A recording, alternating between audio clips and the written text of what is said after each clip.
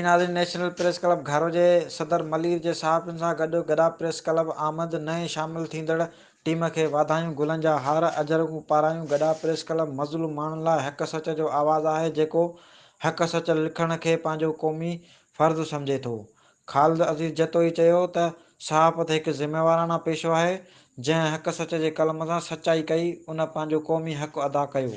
National press club घारो जे सदर ख़ालिद अज़ीज़ जतोई, मलीर जे सहाफ़ी, अदीब, शाइर, लेखक जमशेद सराणी, सीनियर सहाफ़ी अली असगर लाशारी, सहाफ़ी कामरेड फिरोज़ कीरियो, मोहम्मद आमिर राजपूत ऐं ॿियनि गॾा प्रेस क्लब कराची पहुची नए शामिल थींदड़ टीम ऐं उहिदेदारनि नायब सदर फारूक भंगवार ऐं सदर राजा इदरीस खान, चेयरमैन मीर अली गौर बलोच, जनरल सेक्रेटरी जयराम पड़ियार खे गुलनि जा हार ऐं अजरकूं ओढाए वाधायूं ॾेई सहाफ़ियुनि सां ॻाल्हाईंदे हिननि चयो त सहाफ़ियुनि खे हक़ सच जे आवाज़ खे बुलंद करण लाइ वॾा चैलेंजिस आहिनि। सहाफ़ी हक़ सच लिखंदे पंहिंजे लाइ दुश्मनियूं पैदा करे ग़रीब मज़लूम माण्हुनि जे आवाज़ खे बुलंद करे रहिया आहिनि, पर हुकूमती सतह ते सहाफ़ियुनि लाइ को पैकेज कोन्हे। हुकूमत खे सिर्फ़ु सरकारी सहाफ़ियुनि लाइ वॾियूं वॾियूं मराहतूं आहिनि, बाक़ी आम मुक़ामी सहाफ़ियुनि खे पुलिस गर्दी वॾेरा शाहीअ जे हथ नज़र छॾियो वियो आहे।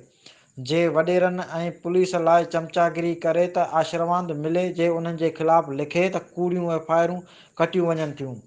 हुकूमत सहाफ़ियुनि जे भलाईअ लाइ सिर्फ़ु दावा करे सघे थी, लेकिन अमली कमु न आहे। सहाफ़त आइने मुताबिक़ मुल्क जो चोथों थंब आहे, पर उहो सिर्फ़ु कागज़नि में लिखियो वञे थो, पर अमल कोन थो थिए।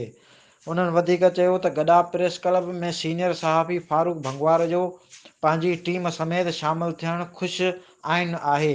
उन्हनि चयो त गॾा प्रेस क्लब में शामिल थींदड़ पुराणी ऐं नई टीम खे लख लख वाधायूं पेश कयूं था, उन उमेद सां त पंहिंजे कलम ज़रिए हक़ सच लिखंदा रहंदा, जीअं मज़लूम माण्हुनि जे आवाज़ खे कोई दॿाए न सघे।